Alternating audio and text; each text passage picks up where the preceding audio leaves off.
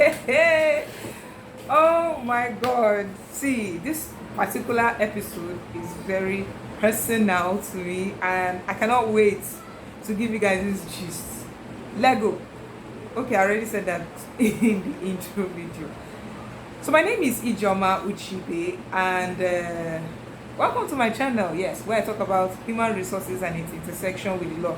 Even though I haven't been talking about the intersection so much, under the Naija HR Chic Series with me. And I was talking about candidate experience the last 2 weeks ago, and I talked about it generally.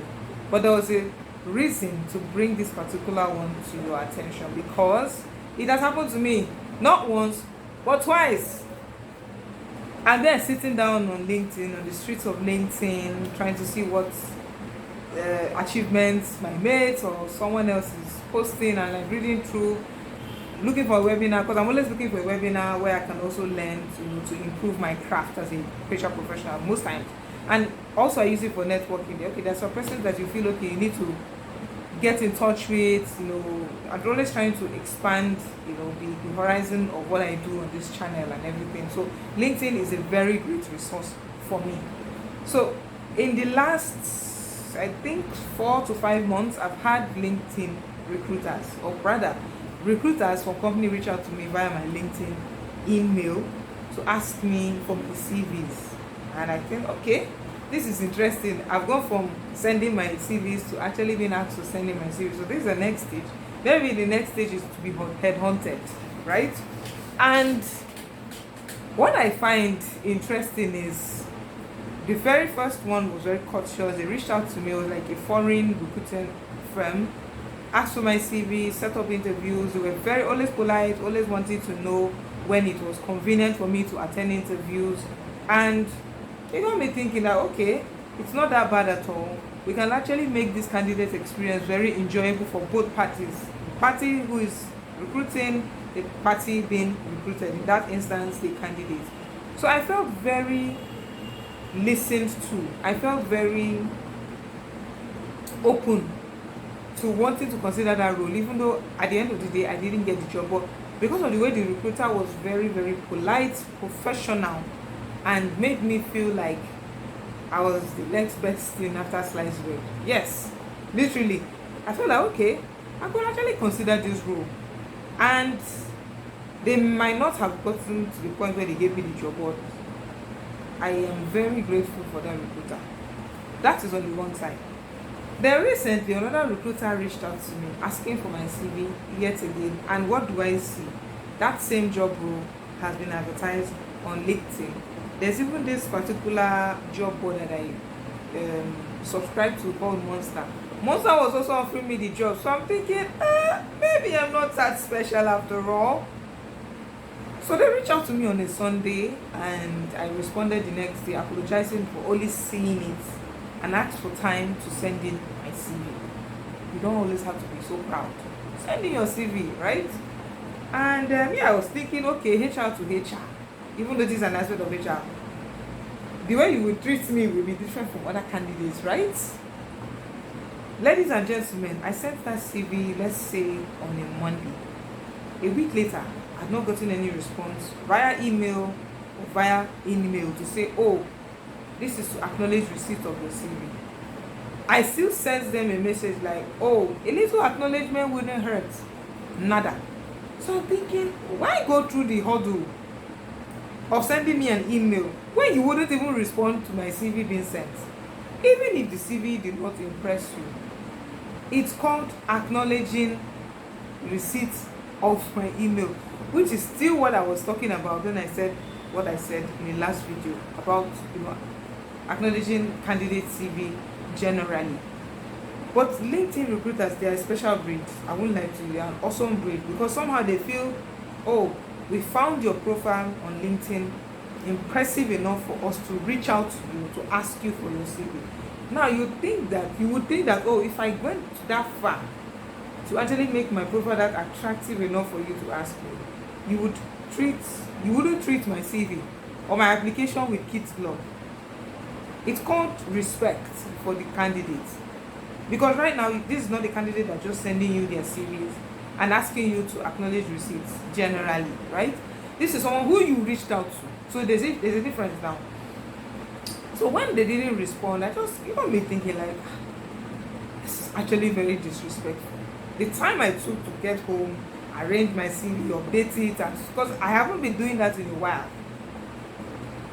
I'm just thinking like, why wouldn't you even respond? Even if the trash, the CV was trash. Dear Ijeoma, this is acknowledged receipt of your CV. We'll be in touch shortly. Finish.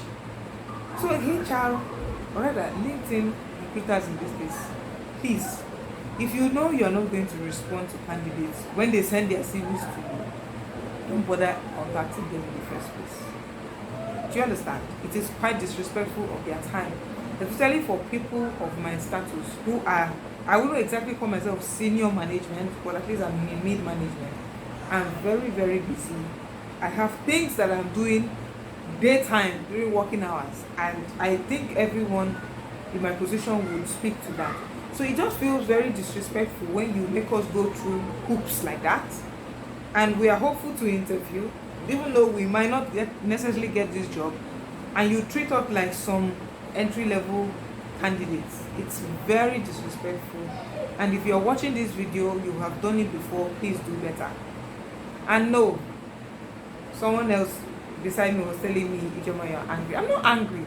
I just feel like, okay, I might laugh about it and probably make a video about it, but someone else might not take it lightly with you, because there's that tendency that, okay, the next recruiter who reaches out to that individual will get another side of that person that other recruiter had caused, because there's that point where you start like, oh, I'm not interested in the role, and the next thing you think the candidate is being heady or proud. No, because you're already thinking, oh, what is the guarantee that if I send this person my CV, they will even acknowledge receipt of the CV in the first instance?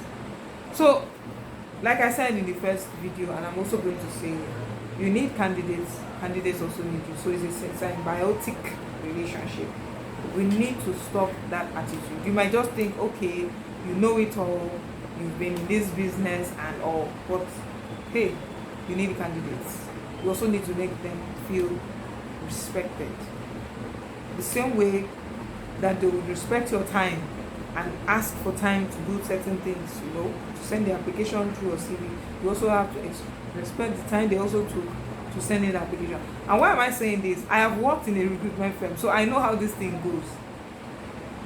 I can tell you for free that that's one thing I pride myself on. I used to stay up in the office late just because I needed to respond to those emails. It's just a 3-liner, but it made all the difference for me, because oftentimes when I get other roles that I know might be suitable for these candidates, we become friends. And the first thing I always say is, oh, Ijeoma, when I sent in my application, even though you knew that it did not meet the criteria for that particular job, the way you responded to me, acknowledging receipt of my email, just made me feel like, oh, at least someone out there sees the effort I put in there to actually make sure that I'm applying for this job.